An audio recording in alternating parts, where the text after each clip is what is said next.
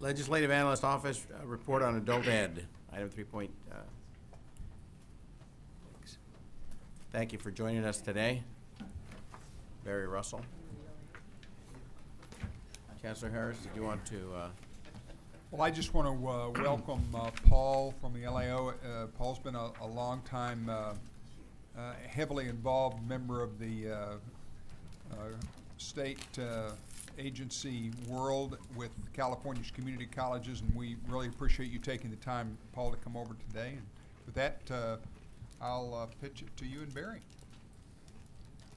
Well, my purpose for being here, and good afternoon, members, President Baca, Vice President Baum.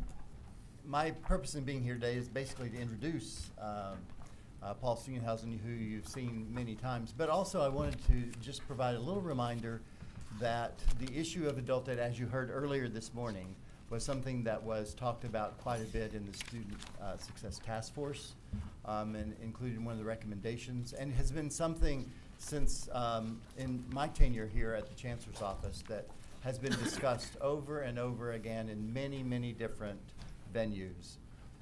And so when we heard that the Legislative Analyst Office was developing this report, we participated and provided Paul with as much information as we could to provide background. And so now having him here to give you the details of that report, and then what the board chooses to do following that will be yet to be determined. But we're here to listen and hear what's going on. So Paul? Okay. Thank you. So Paul Steenhausen with the Legislative Analyst Office, and you'll be speaking with the head of the LAO tomorrow morning. Mac Taylor is going to give an overview of our economic and fiscal forecast. I'm here to talk about adult education this afternoon. Last month, our office released this report, Restructuring California's Adult Education System. I have extra copies if folks are interested. And by the way, the idea for what's written on the chalkboard came from community college ESL faculty. I asked a bunch of contacts at adult schools, which are run by school districts and community colleges, and this was the winning entry. A typical ESL exercise is, tell us why you're here, why are you in class, what do you want to do, what are your goals? So I've been with the LAO about 10 years. I've had the community college assignment for about 6 years, and I have to say this is probably the most challenging project I've worked on at the LAO. It's very complex with 2 different systems. It's confusing. We'll talk about that in a bit. But of course, it's an incredibly important issue with a lot of potential in the state. As Barry mentioned, the Student Success Task Force members did wrestle with this issue of adult education during their time. In the end, the report, you might recall, the Student Success Task Force report noted that adult education lacked direction, that it was a, quote, fractured delivery system. Now, the task force report did not offer a specific recommendation of what should be done about adult education, but it did emphasize that the status quo is unacceptable and the state needs a comprehensive strategy, quote unquote, for adult education. That's what our report set out to do, trying to well, in some ways jumpstart the conversation, but in other ways add to it, because there have been some recent studies on adult education, not just by our office. So our hope is that it's going to help continue to stimulate healthy discussion and debate and make adult education the priority it should be in the state of California. So first, what is adult education? Just briefly, in contrast to collegiate education, the primary purpose of adult education is to provide adults with the pre-collegiate knowledge and skills they need to participate effectively in society and the workforce. So adult education is for functionally illiterate persons who want to learn how to read and write. It's an opportunity for adults who've dropped out of high school to go back to school, get that diploma to help them with their job prospects and maybe go on to college if that's what they'd like to do. It's also for those who've completed high school but failed to master college level reading, writing, and mathematics. And it's something they need to succeed in college level work. It's an opportunity for residents of the state to prepare for the U.S. citizenship test and learn English. And it's for unskilled workers, unemployed, to get basic job training so they can get a job, support themselves and their family. And again, I want to keep emphasizing, not just get that initial job, not necessarily just get that initial job, but serve as a stepping stone to other job opportunities, higher paying opportunities, more challenging opportunities, if that's where they want to go, if that's something they can do. So in California, adult education fulfills other purposes other than the ones I've just stated. There are programs for older adults and others, not just older adults, others who want to stay physically, mentally fit, and for parents, something I could probably use. The primary providers of adult education in the state are adult schools, which are run by school districts, and the California community colleges. Other providers include county libraries and community-based organizations. In our report, we have figure 2 on page 9 lists the 10 instructional areas of adult education. And these are instructional areas or categories that adult schools and community colleges are eligible to receive, for which they're eligible to receive state funds. So you'll see there's 10. There's actually 2 sections of code, and they're virtually identical in the spot for adult schools in the education code and community colleges. Now, it's interesting, something you know, the adult education, community colleges offer adult education on a credit and non-credit basis. So, and you typically don't hear community colleges use the phrase adult education when it comes to their programs. You'll hear terms such as short-term vocational training, or CTE, English as second language, basic skills. There are a number of vocational programs and courses such as certified nurse assistants, automotive technology, that are offered on a credit as well as non-credit basis. In fact, we found some colleges where the same exact course has credit students and non-credit students in the same class. English as second language, ESL, same thing, credit and non-credit. In fact, we found some cases where non-credit ESL was more advanced than the credit ESL at the same college. And we have basic skills, which is in the community colleges, pre-collegiate math and English.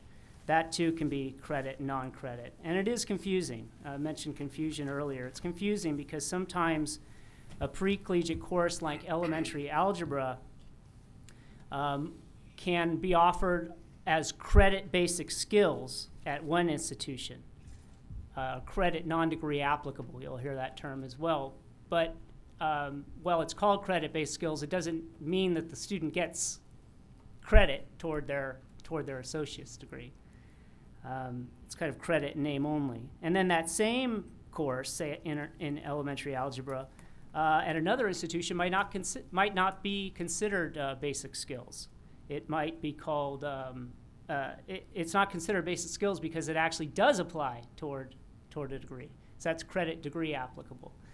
So in some, you can have elementary algebra, English as second language, going down many levels below college level or transfer level, high school composition classes that have similar same content, and it might be offered one place, a college non-credit, others credit basic skills, and others credit degree applicable. So we'll get back to that. One of the things I enjoyed most about writing this report was researching the history of adult education in the state. I majored in political science and took a lot of history, and I really felt like I was going back in time, looking through archives and all sorts of primary source materials. And that summary, by the way, is on pages 6 and 7 of the report, and you can see figure 1. I can't go through all of it. It's too complex a history, but I can note that adult education has been around in the States for over 150 years. It began with school districts offering adult education through adult schools. In the 1940s, community colleges began offering adult education in addition to collegiate level instruction. Now, when community colleges split from the K-12 system over 40 years ago, questions arose about which segment, K-12 or this new community college segment of higher education, should have responsibility for adult education. In short, the question was never satisfactorily resolved. It's still unclear in statute. You have one section of statute stating that adult education is primarily the responsibility of school districts and adult schools, unless they agree to transfer responsibility to community colleges. You have another section of statute and a court decision from the 1990s suggesting that both school districts and community colleges have an equal right to provide adult education, with the intent that they work together in providing that instruction.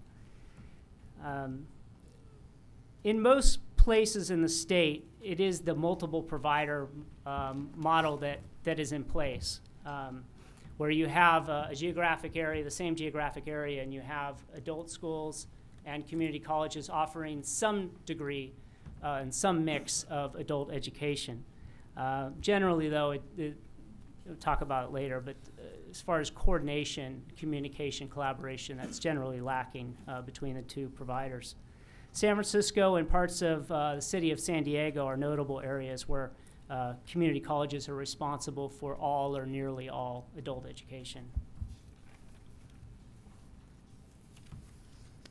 Now, continuing with the history, but fast forwarding a number of years, there's a big jolt to the school district adult education program came in early 2009. Prior to that time, school districts' adult education program was funded by a categorical program. It was a dedicated funding stream that school districts could only use for adult education. At the time, there was about $800 million in that categorical. And the adult schools were funded on instructional hours, similar to the community college non-credit programs. Now, during the 2008-2009 fiscal year, at the height of the recession and the state's budget crisis, the legislature and governor came together in a special session and cut funding for adult education and gave school districts the authority to spend that categorical money for other educational purposes, such as using that adult ed money to fund their second grade teacher or second grade class. As part of the law change, CDE, the California Department of Education stopped collecting data on enrollment and spending. And by the way, there was similar treatment for about 40 other categoricals. It wasn't just adult education. And the flexibility is currently authorized through 2014-15. Faced with their own budget crisis, school districts redirected a large portion of these adult education funds for other purposes. You know, of course, at the same time, community colleges' budget was cut, and the community colleges had a much reduced capacity to offer adult education, again, either on a credit or non-credit basis. Today, there are about 300 adult schools. It's down from about 330 back in 2007, 2008. They're almost all, I found a few examples where the budgets were held harmless, but in almost all cases, these adult schools, 300 surviving adult schools, are operating on lower levels of state money. About half of them get federal money, adult education money, and they rely on fees quite a bit too. That's right, I said fees. They rely on fees. When I started the report, I knew quite a bit about community colleges, but knew little about adult schools. And I was really struck in doing the research about just how different state policies are for community colleges and adult schools. It's the same state, again, they're providers covering the same geographic areas, and yet statutes have created two markedly different systems. For community colleges, you could have, say, a culinary arts program or a pharmacy technology program offered on a credit basis, and that's a per unit fee, currently $46 per unit, as you know. But if the college offers those same courses on a non-credit basis, they're prohibited by law from charging a fee. Not so with adult schools. Even prior to flexibility, adult schools could charge up to the full cost of instruction for vocational programs. So you have cases, and I've seen it, where that medical assisting course is $46 a unit for credit, free at another community college for non-credit, and maybe sometimes at the same institution, and then $2,500 at an adult school. And there are a lot of discrepancies in ESL and other areas. Funding is different. Right now, the adult schools aren't funded by the state based on attendance. They're just given this amount and told do as much as you can. But prior to flexibility, adult schools got about $2,600 per full-time equivalent student. They call it ADA. And for that same year for community colleges, they got over $4,000 if it's a credit course and over $3,000 if it's non-credit. Minimum qualifications are different for faculty. Say if you're teaching a ESL course, if it's a credit ESL, you have to have a master's degree at the community college. If it's a non-credit course, you can just have a bachelor's. And statute states that if you're in an adult school teaching that same content, you need to have a bachelor's and a teaching credential. So it's really different policies, and that's true for assessment and placement as well. Different data systems. You have the community college MIS system, Management Information System, which is terrific, by the way, compared to K-12 even, but certainly compared to what adult schools have. And you have adult schools that, and also community colleges that receive federal adult education money. They use CASAS, which is a nonprofit organization, actually founded by a former San Diego City College District administrator back in the 80s. And so CASAS collects that data. There's different types of data they collect. Page 19, figure 7 gives you a synopsis of the different data elements that each system collects. And equally important is the two data systems aren't linked because they use two different student identifiers. So it is very difficult to track students from one segment into the other and then into the workforce. Now, CASAS has been able to do some study into, well, which students do better in those in the adult schools or those in the non-credit programs. The CASAS doesn't look at credit programs. And they did a study that recently released the results and found that the student populations are comparable in the two systems, two segments, and they do about equally well. So both are doing a pretty good job of dealing with these, of educating students. So as far as an assessment, we get into an assessment, kind of our overall findings. We take a step back and say, okay, what does this all mean? So much detail to go over. We had 5 major findings. First, it is a very broad mission of adult education in the state. There's a number of state-supported instructional programs that are centered around providing students with the knowledge and skills they need to acquire basic skills and job training. But there are other categoricals that are unrelated to that mission. And it really is hard to ask adult schools and community colleges to provide, say, ESL and job training and find the money to pay for that without having these additional expectations that are currently on the books. Second, we agree with the Academic Senate of the community colleges. They had a resolution 2 falls ago that noted that the higher funding rate for credit courses creates an incentive for community colleges to offer pre-collegiate basic skills coursework, such as that elementary algebra course, on a credit basis, as opposed to a non-credit basis. Regardless of whether that's the best pedagogically speaking for students. So the Academic Senate resolution from fall 2011 called for a study into establishing clear delineations between credit and non-credit basic skills coursework. We do note that non-credit can have an advantage for underprepared students. There's no limit on time for students. They can take the course an unlimited number of time at their convenience, so they can learn until they get it. The credit approach is much more, look, you got 17 and a half weeks. You're going to get a grade at the end. You got it or you didn't. And if you didn't, you get to try it again and then maybe once more, and that's it. Sorry. Non-credit can be much more conducive for a population of underprepared students.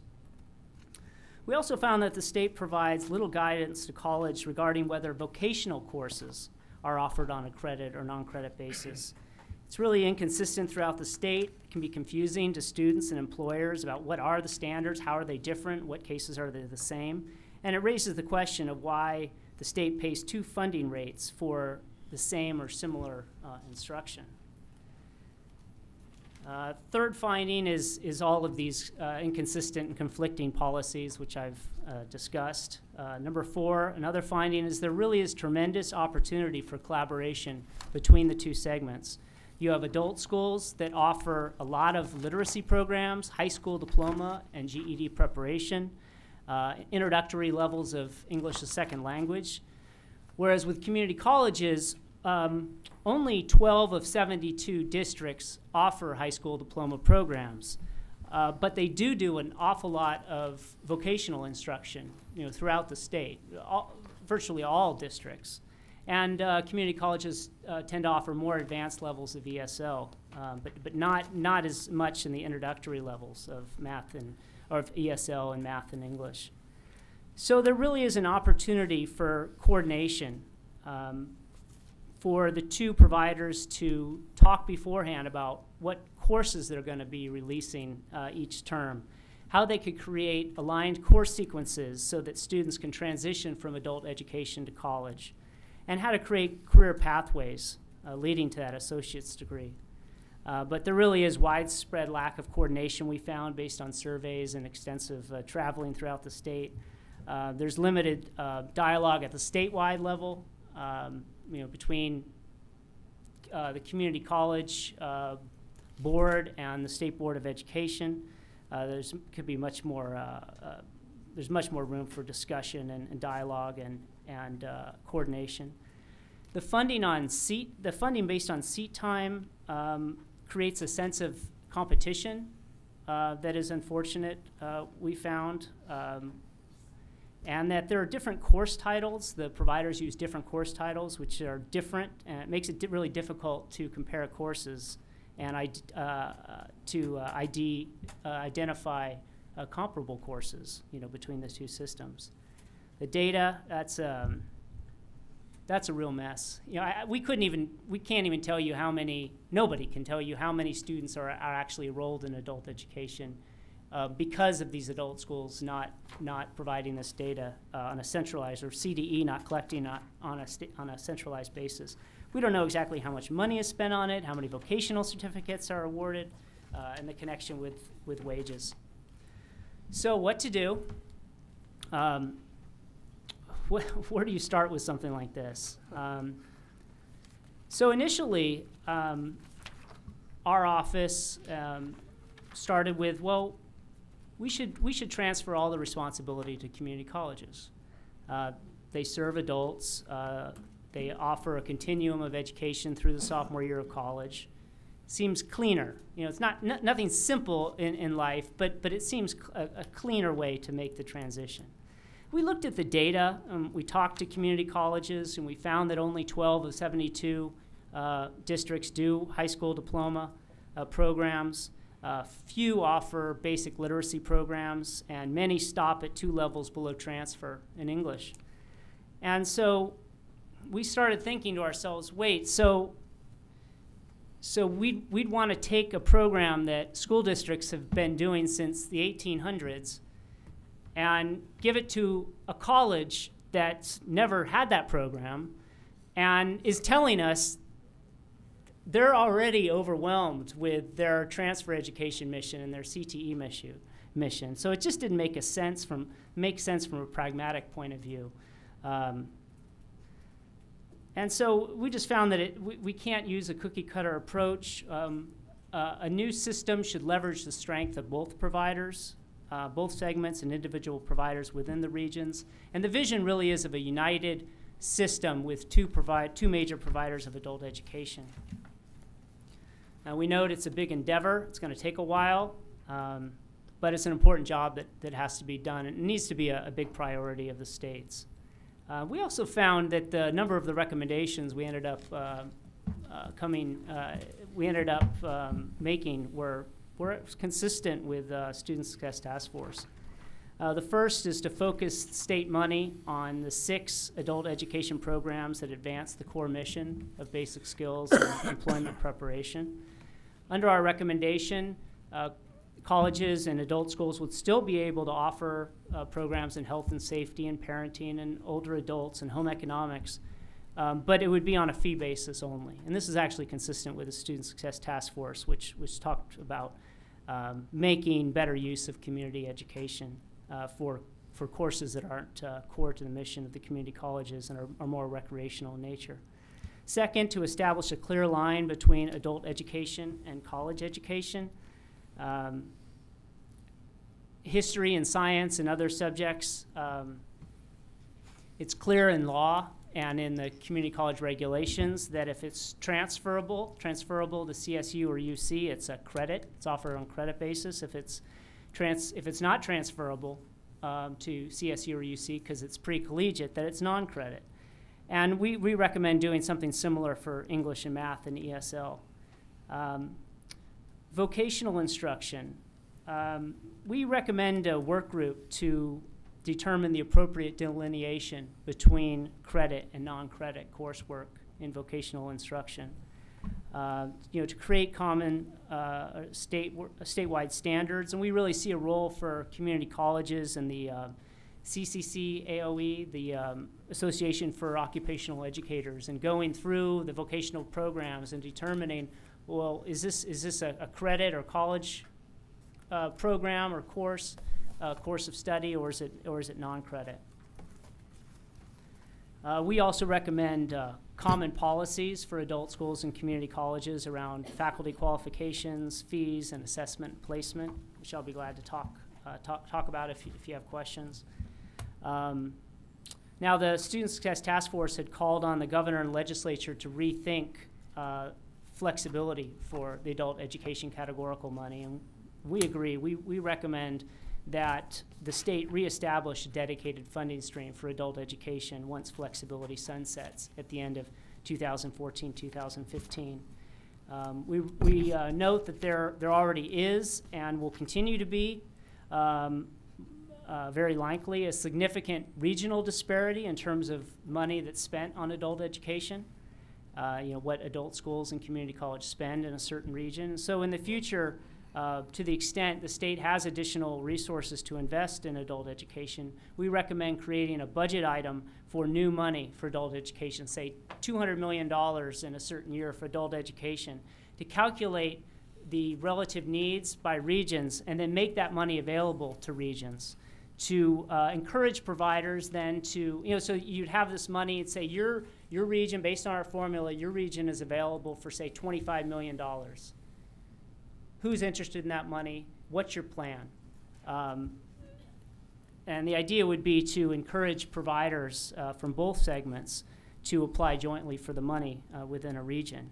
And you would have the State Board of Education, the community colleges, the Chancellor's Office judge these applications based on criteria, such as the detail that's provided on who's going to do what kind of support services are going to be provided, and how our courses and programs going to be aligned and articulated. And once the money is awarded, we envision the money rolling into the provider's base, into their base budget.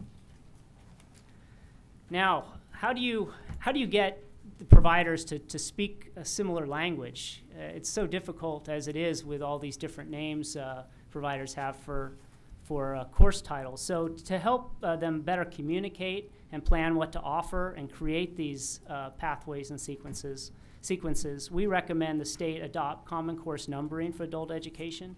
You've heard from the Academic Senate here in prior meetings about the statewide Career Pathways Initiative and CID. We recommend including adult education in that effort, assigning Common Course numbers for vocational programs, those that are transferable to Cal State University, like under CID, as well as those that aren't transferable, like a welding or automotive tech program. And we recommend using CTE Pathways Initiative money for that. It's something the Academic Senate can't just absorb. Or maybe they can. No? Okay, they can. And eventually to go into other instructional areas like ESL. And finally, we'd like to see a linked data system.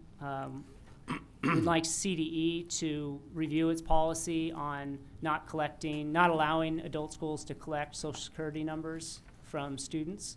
That's something the community colleges do now, UC does now, CSU does now, and we think that that's something that would be a great benefit if we could get that information for students in adult schools. And actually that's consistent as well with a Student Success Task Force recommendation to create a shared student level data and link it to wages, EDD. So in conclusion, what we're after is a more focused system, more coherent and collaborative, responsive to local needs and more accountable. So it'd help all of us oversee these programs better. So thank you. Be glad to take questions. Chancellor, do you want to make a comment before? No, the only comment I would make is that, as Paul pointed out, the Student Success Task Force did grapple mightily with this subject in a number of areas, and I think as a result of the confusion at the state level, it was very difficult for the task force to get its arms around this. I think this report really does help sharpen the focus, and it will be incumbent upon us, K-12, and the legislature to try to sift through this. So, Paul, I congratulate you on the work you've done. Thank you. And Paul, thank you very much. Very informative presentation and a critically important report at this time. Before I open up for board questions, we do have one public comment. Vice President Baum. Could Valentina Pertel come to the microphone? And I understand there's a statement that's being shared too. If you could take the microphone at the right end of the table there.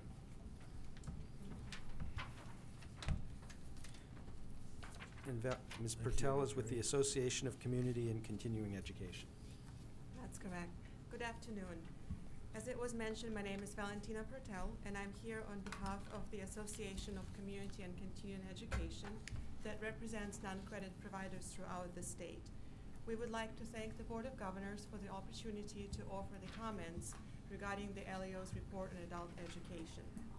While the ACE applauds the LEO's recommendation for making adult education a statutory priority and restoring funding to this critical educational segment, we are deeply concerned about one recommendation which specifically targets two populations through the elimination of programs for older adults and parents. Programs for older adults are vital for this population to maintain cognitive and motor abilities. Without these skills, older adults may decline quickly and require transition from independent to assisted living and from being engaged in civic participation to being isolated from the society. Without these programs, the state will need to address a growing population of older adults who require expensive and intrusive social care and services. Parenting programs benefit the most economically disadvantaged communities and minority groups. In many cases, these are the only resources that parents can access to provide their children with adequate development and preparation for school. We hope that the LEO reconsider this recommendation after examining the value of the programs for older adults and parents. Other recommendations made by the LEO may have unanticipated and far-reaching consequences on the ability for adult education programs to function, especially from a fiscal impact. ACE recognizes that adult education programs are in jeopardy with continued reduction of funding and lack of synergy between two public education segments. In response, ACE has coordinated with the Chancellor's Office and the statewide Academic Senate the development of new accountability systems and focusing non-credit offerings on the three priorities of basic skills, vocational education, and transfer. we are ensuring that community college non-credit programs participate in discussions on adult education led by CDE, California Department of Ed. To this end, we look forward to working with the Chancellor's Office, the California Department of Education, the Statewide Academic Senate, and the LEO on future work groups, discussions, and dialogues charged with ensuring that adult education programs are responsive to the critical needs of our learners and are adequately funded to do so. Thank you for your attention. Thank you. Board questions, comments? Member Azumi, thank you very much. Thank you, Paul, very much for the report. It's, I concur with Chancellor Harris's comment about the importance of the report, its breadth, and the reach of its recommendations. So thank you very much. I was just curious, just on in one of the recommendations where you had mentioned the difference in qualifications in terms of personnel between the community colleges and K-12 in terms of who gets to teach adult education and at each level. And I was just wondering, in terms of the curriculum at those two levels, is there an appreciable difference between the adult schools and community colleges, so that the K-12 might say, well, you do need a teaching credential at in the adult schools. That's why there's that. Yeah, it's virtually identical in many cases. It's just it's part of the history. You had adult schools are from school districts in that K-12 system, and they use credentials. Community colleges haven't required credentials for a few decades.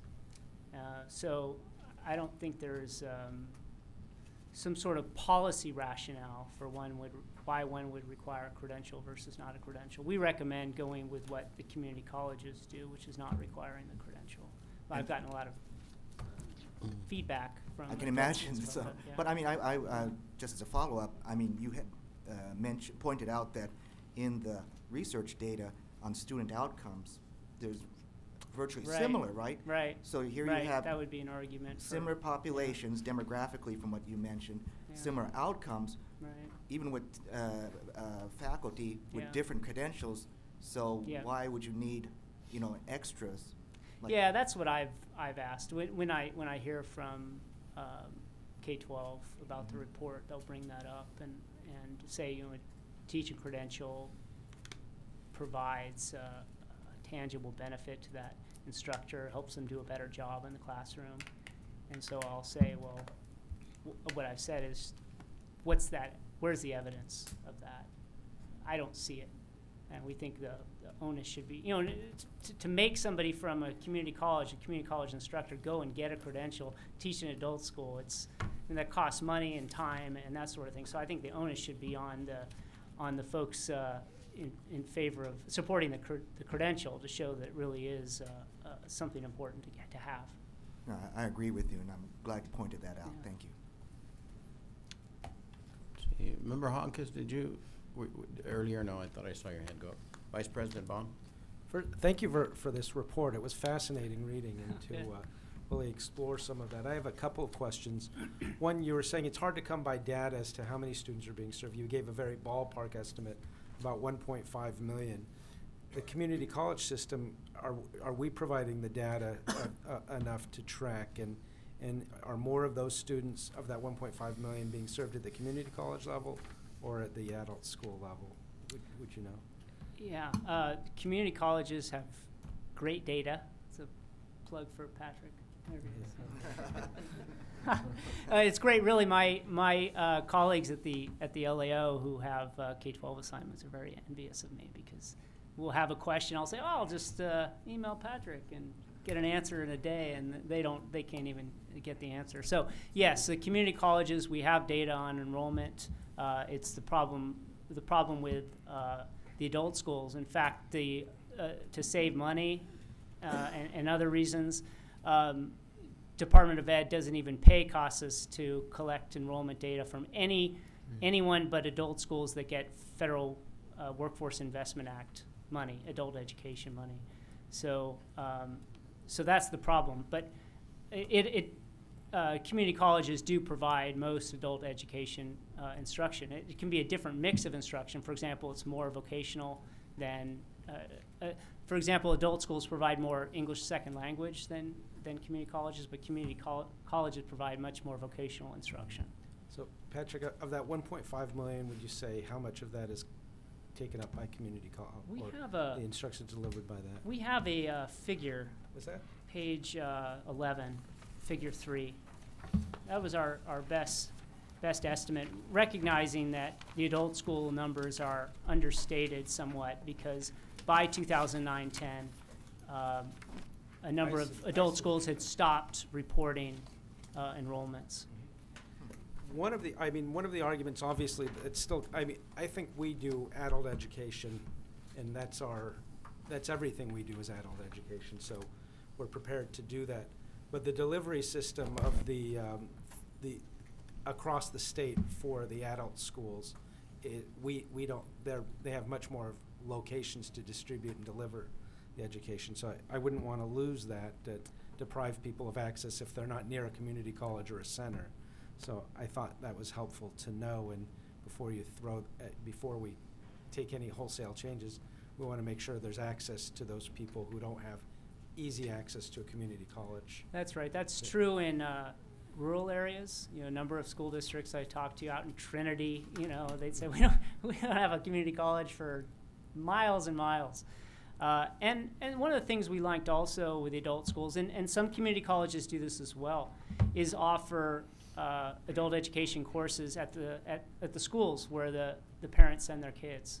Right. So it is nice to have that access. Alexi. So I have one other question, and then I want to make one statement though too. But the other question is, did you look at other states, and which of other states have a good model of managing this problem, and how do they do it? Yeah, California is unique in having 2 providers, and again, that's an accident of history, or just something that came out of history. Maybe it's a good accident to have happened, or certainly we should make it that way. But no, typically other states have 1 provider, community colleges, the school districts. Is there even a but one or third? the other? Yeah, is there a third kind of even? They'll have some sort of, they use their one-stops, their federal one-stops. That's Workforce Investment Act Title I money that they'll use as well. So it's more of a employer preparation or workforce development, employee preparation or workforce development kind of model. I was just wondering if they created even a third agency from the K through 12 community colleges, and then was there a separate kind of regulatory, and that's what you were saying? Yeah, that's right. But that's not going to happen here, or? No. Okay. So my last question, but which states have the community colleges running the entire adult education? You know, I'd have to, I don't have that with me. I had a handy list of who does what, but I could get that for Sure. you. Yeah. And my last statement is that if we move toward, I expect that our administration, our staff will be bringing forward some policy recommendations that we may advocate for, and look forward to hearing those. I would very much hate to, reflecting on the points from the member of the public, to see a loss or reduction in access to parent education in the state of California. I think that that is a critical service that's provided, and there's so much that we can do to improve the condition of our citizens and our communities by providing access to parent education. And I think that's an area that I would hate to see reduced as a result of any reforms that we undertake too, because I think if anything there should be more parents need to have access to parent education classes as well, because that's one area that I think there's a definite gap in a young person's education as they embark on being a parent that is really needed. So. Member McDougall? Just following up on a bit on the last comment that Board Member Baum made and the presentation by the speaker. Could you give us any insights other than mission fit that might relate to the older adults and the parenting, and why the recommendation was they not be included as state-supported categories? Mhm. Sure. Well, the overriding rationale was to focus adult education to providing the basic language, job skills, and other knowledge, skills, and abilities that residents need to participate in civic life, in economic life. There's only so much state money to go around, and 10 instructional areas is an awful lot to expect community colleges and adult schools to do. And 10, they're really unrelated in a lot of ways. I would like to, I'm glad you asked that too, because it gives me an opportunity to clarify something, that it doesn't mean the state, under our recommendation, adult schools and community colleges would stop offering these kinds of courses and programs. Rather that they could charge a fee in place of state support. And actually that's been on the books with adult schools for years. They've been able to charge up to the full cost of instruction for older adults. They're not allowed to charge for high school diploma and GED preparation and that sort of thing, but they've been allowed to for years charge the cost of instruction. What I was thinking about a goal with parenting and older adults is maybe it's not necessarily free access, but affordable access, so that people can take these types of courses and really enrich their lives. But when you have so much money and you say, okay, we have somebody who's trying to learn English so they can get a job, or somebody who wants to take some sort of older adults course, you have to side with the first. Right. Member Sumi? One last comment, that looking at your recommendation or finding about the lack of intersegmental coordination between K-12 and community colleges, I just think that if we ever did get that joint meeting between the State Board of Education and our board, that might be a good thing to take up with them. Member Belansky? Thank you for the presentation and thank you for the report. My question becomes, because of so many other LAO reports, what happens with the recommendations such that this isn't a report that's just suddenly filed on the shelf and the dust starts collecting tomorrow? Mm-hmm. Yeah, well, that's one of the best parts about my job is that we are legislative staff. We're not just some outside organization that puts out a report and says, please read me. This is going to be on the agenda at hearings over the next couple months. Oh, it will be. Oh yeah, this is going to be an important topic people are going to take on. I'm briefing a couple members next Monday, telling them about the report, and I've gotten to talk with lots of ledge staff about this. So it's my intention, our office's intention, to see this through, and this is something I've when I built my work plan for the year, this is a big part of it. And I'm not just going to say, oh good, I finished this report, I'm going to go work on something else now. We want to really be helpful to the legislature because they are and the governor, because they are really interested in this subject. Yeah, just a little follow-up on the jurisdictional question. And I agree with you that to make a recommendation that would shift over to the community colleges adult ed would not be, from a practical perspective, very wise. And then also on the matter that Vice President Baum brought up about remote areas and not being served. It seems to me, however, that in certain areas we do need to deal with the question of jurisdiction and exactly how we might better progress. So I suspect that maybe it is something that doesn't simply say leave things as they are, but something that should be taken maybe as an evolutionary effort to shift responsibilities where it might work out best. Mm-hmm. Yeah, I agree, and the way we see it, that could look different depending on the area. You might have certain areas where school districts have said, we want out. We want out of, I mean, we'd like to do it, but it's just not part of our core mission, and we just can't do it. Community colleges, can you do it exclusively?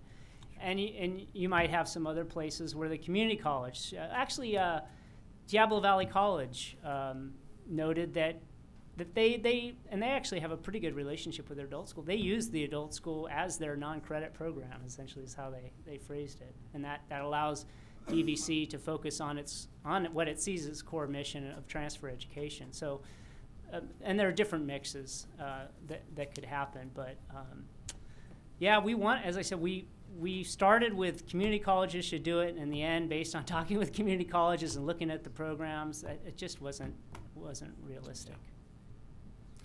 Any other comments? If not, Paul, again, thank you very much, as Thank you. always, for your valuable insights on Well, on the thank you issues. for all of your work, the Board of Governors and the Student Success Task Force. I thought this was, all of us in the office thought it was very bold and should be really commended. And you got a lot of feedback on that as well, and you went ahead. So I really respect the Board of Governors very much. Thank you. Thank you, Paul.